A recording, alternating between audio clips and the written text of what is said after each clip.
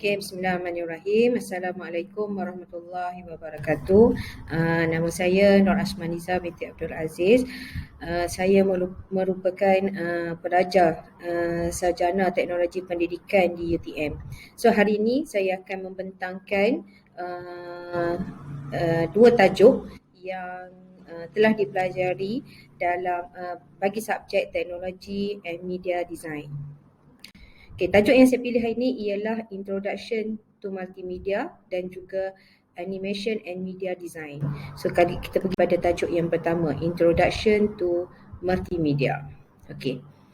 Apakah yang dimaksudkan dengan multimedia? Okay. Multimedia berasal daripada perkataan multi dan juga media. Okay. Multimedia ni memberi maksud yang terlalu banyak. Okay. Multimedia kita boleh katakan sebuah komputer yang mempunyai CD-ROM dan juga boleh memainkan audio dan juga video. Jadi multi bererti banyak dan media bererti tempat ataupun alat yang kita gunakan untuk kita sampaikan informasi ataupun menyampaikan informasi.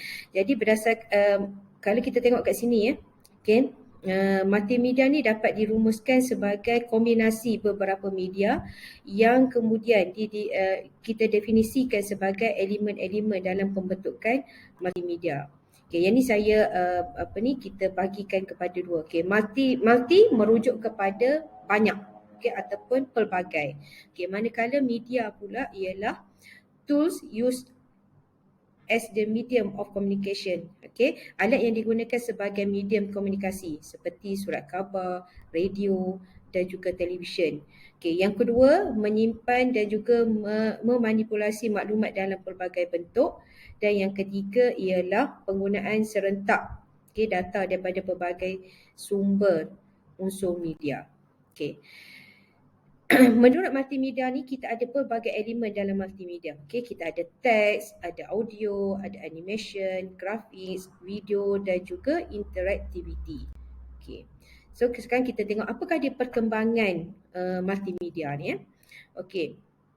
Multimedia ni hanya mendapat perhatian dalam beberapa tahun kebelakangan ni kerana komputer dulu dia tidak mencapai tahap keupayaan dan harga berpatutan seperti sekarang. Maknanya kita kata komputer dulu mahal. Okay, untuk dapatkan sebuah komputer tu agak mahal.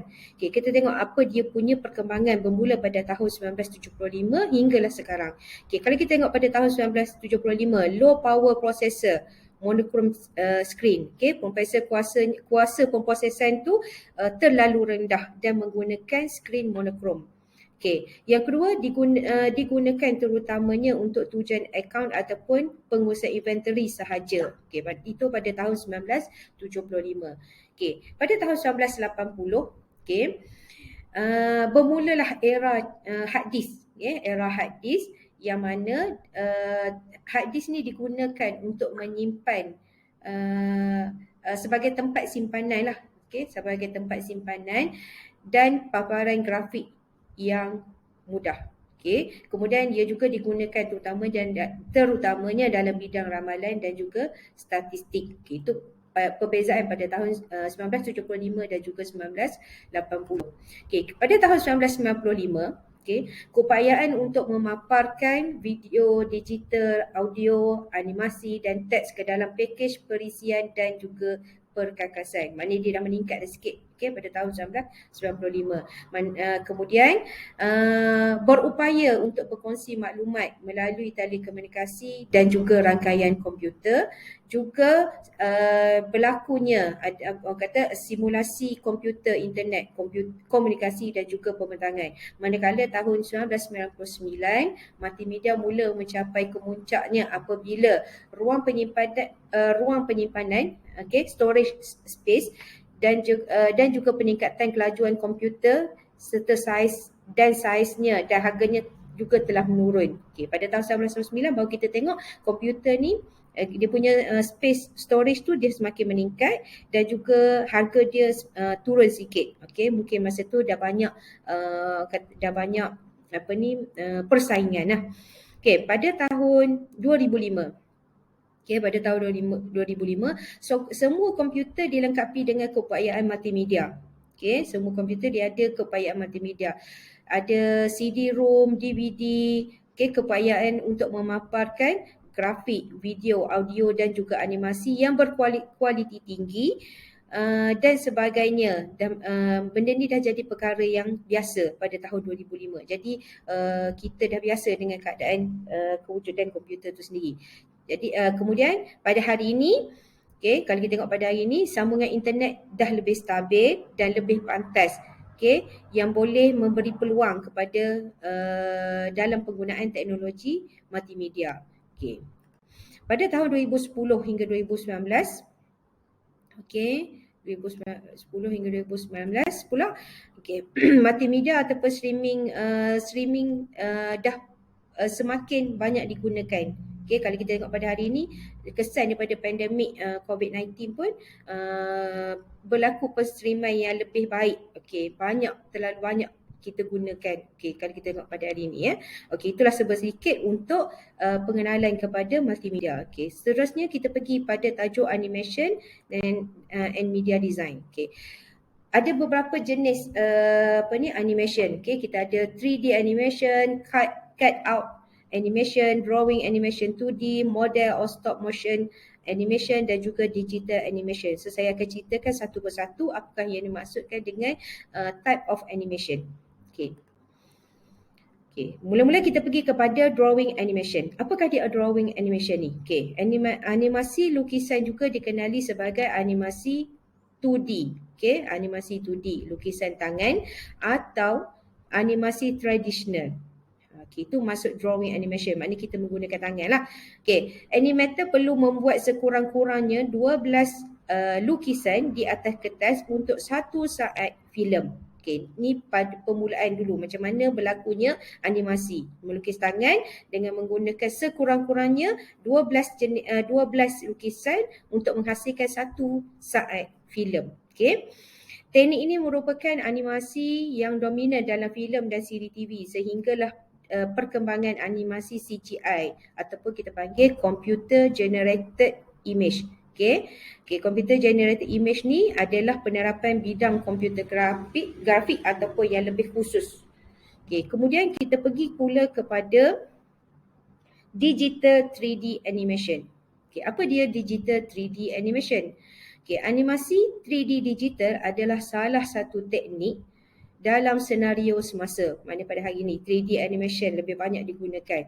Okay, menggunakan teknik 3D ni, okay, model 3D dicipta dengan lebih baik dan boleh dianimasikan dalam virtual space, okay, dalam ruangan maya.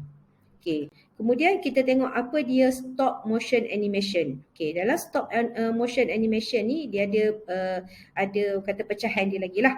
Okay, dalam animasi stop motion ni seseorang perlu menetapkan watak ataupun objek dalam keadaan yang diingini. Okay, dia nak keadaan yang macam mana. Okay, kemudian dia menggunakan dia guna expose a frame, maknanya dia guna frame satu persatu. Jadi proses ni dia akan ulang sehinggalah nak dapat panjang mana dia punya animasi tu yang boleh dia capai. Okay.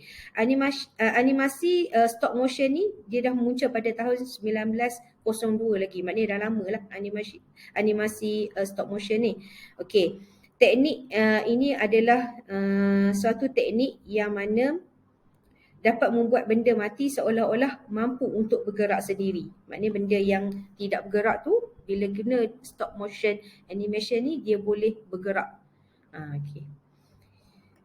Kemudian dalam stop motion animation tadi dia ada juga terbahagi kepada beberapa pembahagian yang lain. Okay, yang pertama ialah clay animation. Okay, clay animation ni dia menggunakan tanah liat. Maknanya satu benda yang dia buat dihasilkan dengan menggunakan plasticine, okay, ataupun kita panggil tanah liat, dan dibentukkan dijadikan benda tu sebagai animasi. Okay, dijadikan benda tu boleh bergerak lah. Okay. Claymation ni ialah salah satu daripada banyak bentuk animasi gerak henti. Dia panggil clay animation, gerak henti, kerana dulu penggunaan tanah liat ni biasa digunakan.